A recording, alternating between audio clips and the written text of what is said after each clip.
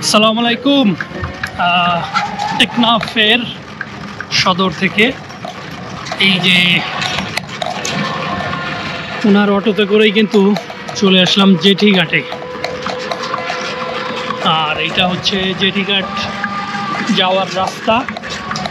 এই যে শহর কিন্তু দেখা যাচ্ছে খুব কাছেই। আর এই যে আশেপাশে যে এই যে দেখা যাচ্ছে এইগুলাতে লবণের চাষ করা হয়। আর ওই পাশে হচ্ছে ওই যে মায়ানমারের পাহাড়, মাঝখানে নাফ নদী। তো চলুন আগে ওইখানে গিয়ে দেখি আর কি কাছ থেকে। Teknaf Myanmar transit jetty canteen.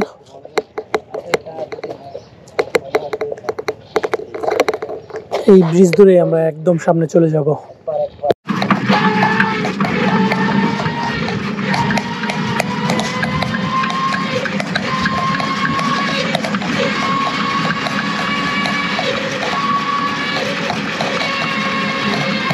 দুই পাশে এই গাছগুলোর নাম কি? কি গাছ?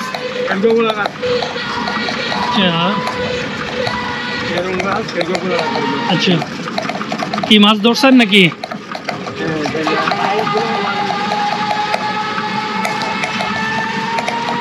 ও সুন্দর ঘাট, জোয়ারের পানি চলে আসছে এই বনের মধ্যে। এই গাছের নাম কি ভাই?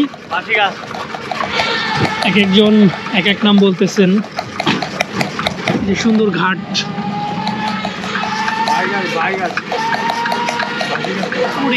বাপরে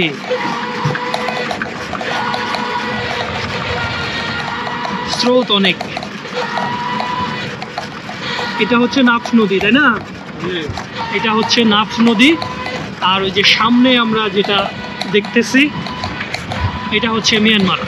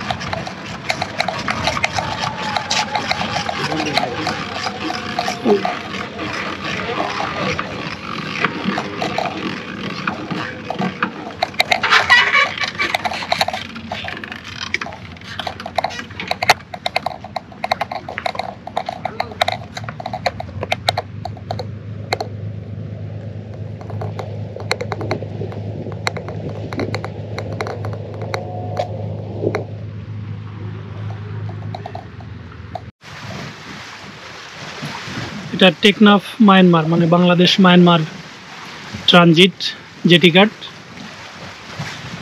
আর এটা বাংলাদেশের অংশ। আর এটা নাফ নদী।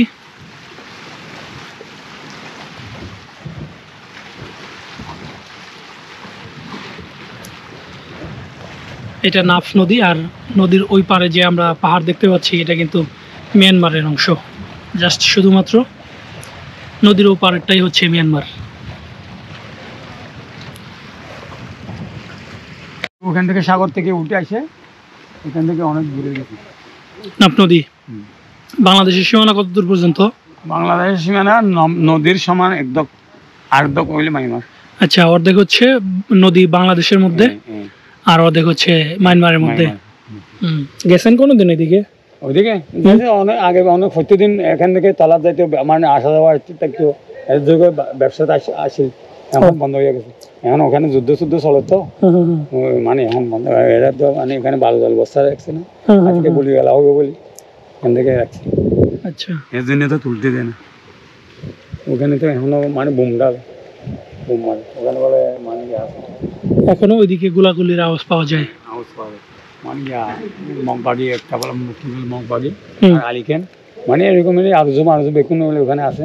আচ্ছা, সরকারের লোকে যুদ্ধ করতে মাইবার সরকার হলো ওরা হলো যুদ্ধ চলে অনেক মুসলমান সব আনিয়া ওখানে তালে রাখছে আর মগ এগুলো সব নিয়ে ওখানে রাখছে মানে সরকারে তো এখানে এখন মানুষদের এখানে যা আছে মানুষ মুসলমানও আছে তোর আমার মগও আছে মানে মগ তো মারা যায়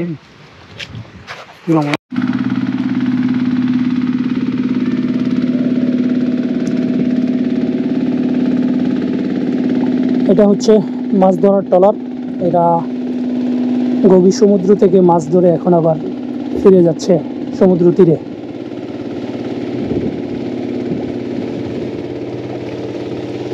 আর আমি যখন গত বছর সেন্ট মার্টিন গিয়েছিলাম তখন জেটি ঘাট ছিল এই দিক থেকে উঠছিলাম আমি, আর এই পথ দিয়ে তারপর হচ্ছে এই দিকে চলে গেছি সেন্ট মার্টিনে।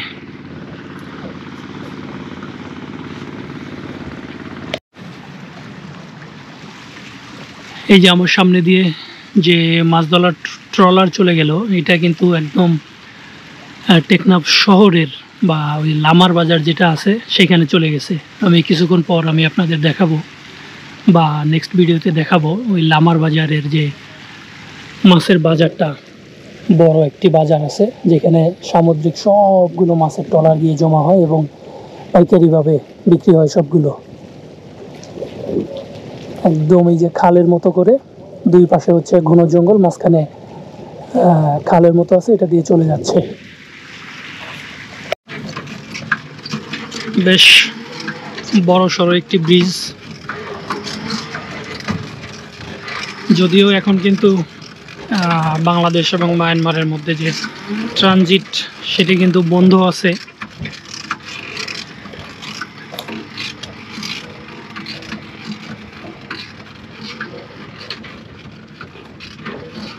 শুধুমাত্র এখন দর্শনার্থীরা আসেন এটা দেখার জন্য। এইদিকে দাঁড়িয়ে হচ্ছে নাফ নদী দেখেন এবং মায়ানমারের যে পাহাড় আছে এইগুলো দেখেন। আর যারা সেন্ট মার্টিন গিয়েছেন তারা তো জানেনই যে এই যে সামনে দেখা যাচ্ছে মূল সাগর, ঠিক এই যে ঘন বন যে আছে বনের শেষেই, খুব বেশি দূরে না, এই বনের শেষেই হচ্ছে মূল সাগর। আর ওই সাগর থেকেও আবার খুব বেশি একটা দূরত্ব না, মানে ওই বনের শেষ পর্যন্ত গেলে অর্ধেকটা যাওয়া হয় আর বাকি অর্ধেকটা হচ্ছে মেইন যে সাগর রয়েছে সেটা পাড়ি দেওয়া।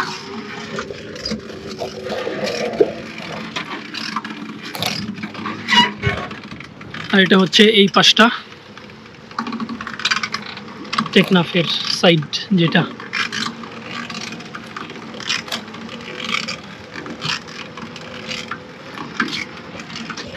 আর একদম এই সোজাই হচ্ছে টেকনাফ শহর। কয় মিনিটে আসলাম আমরা? 10 মিনিট টাকা, 10 মিনিটের মতো সময় লাগছে আমাদের আসতে। তো চলুন আবার ফিরে যাই। বিকেলবেলা আসলে হয়তো আরেকটু বেশি ভালো লাগবে।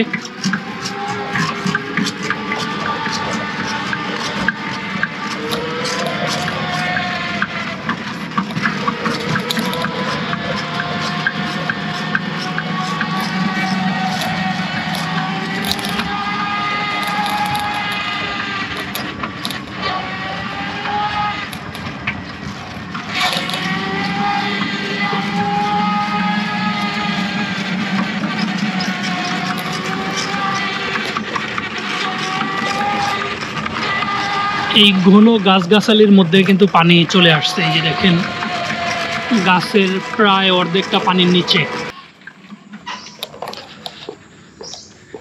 এই যে সুন্দর ঘাট বাধাই করা আছে।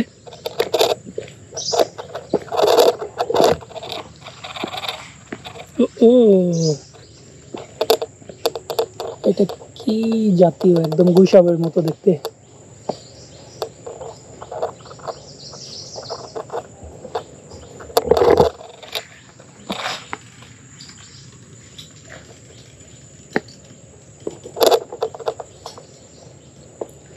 এগুলোতে কি ছোট নৌকা দিয়ে ঘোরা যায় কাকা? ভিতরে হ্যাঁ, ও আচ্ছা, এদিকে যেতে পারবে না তো। ও ভিতরে ঢোকা যাবে না গাছের কারণে, তবে ওই খাল দিয়ে শুধুমাত্র ঢোকা যাবে। বুঝতে পারলাম। ওখানে মানে পানি টানি কমে গেলে আনি আনিয়ে পুরো ভিতরে বলতে হবে, চলেন। মানে অনেক কষ্ট হবে।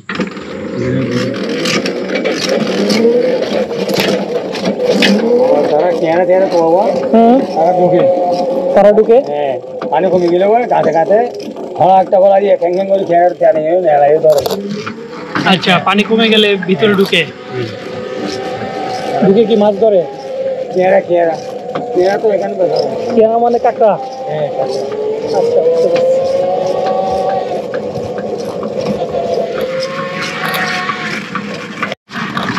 ঘন বন জঙ্গল শেষ, আর এই যে সামনে যেটা, এটা কিন্তু বাংলাদেশের সীমানা।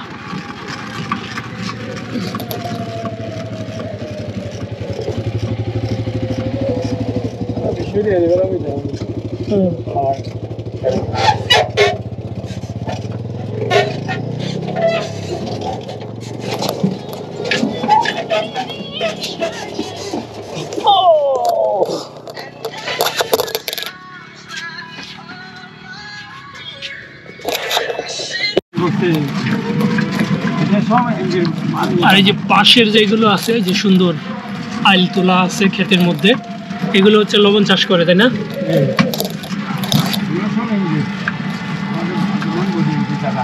এই যে এইদিকেও, হ্যাঁ, এই যে বিস্তীর্ণ এলাকা সামনে যেটা আমরা দেখতেছি, এই পুরোটাতেই কিন্তু দেখেন ওই যে মানুষ যাওয়া আসা করতেছে, এই পুরোটাতেই কিন্তু লবণের চাষ করে। এখানে কি সকালবেলা জোয়ারের পানি আসে কাকা? না না, এখানে ঢুকতে দেয় না। জোয়ারের পানি আসে কিনা? আসে, সকালে পানি আসে, পানি মানে বেরিবানা আছে তো, বেরিবানা ঢুকতে দেয় না। কেন? লবণের শ্বাস খেতে দেয়, লবণের শ্বাস শেষ হলে ঢুকতে দিল। পানি এখন নদী পানি ঢুকতে দেয়। আচ্ছা, ওই যে লবণ মনে হয় উঠাইতেছে গাড়িতে, তাই না? ওই যে লবণের ক্ষেত থেকে সুন্দর তুলে তুলে নিয়ে এসে গাড়িতে উঠাচ্ছে লবণ। আমরা গেছিলাম যে ওখানে মেন্ডেপ থেকে ঘুরিয়া এখানে আছে, এই যে এখানে শেষ হয়ে যাবে। ইরি ধানের ক্ষেতের মতো সুন্দর আইল তোলা আছে, যে কালো পলিথিন দেওয়া, এগুলোর মধ্যে লবণ জমে থাকে। তারপর হচ্ছে ঠিক ওইটা মুড়িয়ে নিয়ে হচ্ছে গাড়িতে তুলে দেওয়া হয়।